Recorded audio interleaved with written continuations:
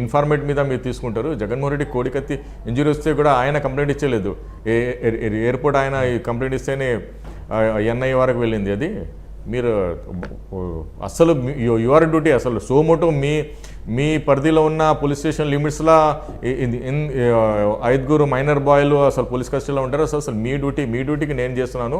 మీరు DK Basu versus state of Bengal గైడ్లైన్ని violation చేస్తున్నారు. Otherwise I will file case against you అని ఆయనకు చెప్తే ఓపెన్ కోర్టులో మరి ఆయన ఫీల్ అయ్యి సరే నేను పాస్ చేశారు ఆర్డర్. అది ఓకే, కోర్టులో కూడా చాలా ఇప్పుడు మీరు చెప్పిన దాని ప్రకారం సతీష్ కన్ఫెషన్ ఇచ్చారు, నన్ను భయపెట్టి నన్ను చీకట్లో తీసుకెళ్లి చంపేస్తామని బెదిరించి చేశారు అని చెప్పి సతీష్ కన్ఫెషన్ ఇచ్చాడని చెప్తున్నారు కదా. మరి చెప్పినప్పుడు కోర్టులో రిమాండ్ ఎలా అయింది? ఇప్పుడు కోర్టులో రిమాండ్ ఎలా అయిందంటే కోర్టులో కూడా ఆర్గ్యుమెంట్ చెప్పాను నేను. సార్ అసలు మీరు అజంప్షన్ చేయండి, ఈ బాబు ఏమైతే హత్యాయత్నం చేసేలాగా మీరు అజంప్షన్ ఎలా చేస్తారని కోర్టుకి మండిపడితే మరి దాంట్లో మొత్తం ప్రొసీజర్ ఆఫ్ లాని కూడా వైలేషన్ చేశారు. 41A, 41B, 41C, 41D, 50, 60A, CRPC ఇవన్నీ వైలేషన్ చేశాను.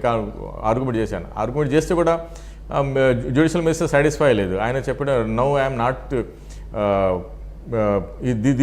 ఈ టైంలో నేను ఆ ఆర్గ్యుమెంట్ వినే ఇది లేదు నాకు, నేను రిమైండ్ చేస్తాను. ఫర్దర్ మీరు బెయిల్లా దీంట్లో మీ ఆర్గ్యుమెంట్ మీరు ఇది చేసి బెయిల్కి ఫైల్ చేయండి, నేనైతే రిమైండ్ చేస్తానని ఆయన ఇది చేస్తాడు. ఆయన అయితే ఇక్కడ కోర్టు ఆర్డర్ ఉంటుంది కదా, ఒక జడ్జి ఆర్డర్ మనం ఏం చేయాలి, గౌరవ మ్యాజిస్ట్రేట్ గారు ఆర్డర్ చేసి మనం ఆర్గ్యుమెంట్ చేసాము, ఫైట్ చేసాము, ఆర్డర్ చేస్తే అవుట్. సో నేను అప్పీల్గా అయినా ఛాలెంజ్కైనా వెళ్ళవచ్చు దాంట్లో హైకోర్టు అని మనం ఇక దానికి ఇది తీసుకున్నాం ప్రొఫెషనల్గా ఇది కింద.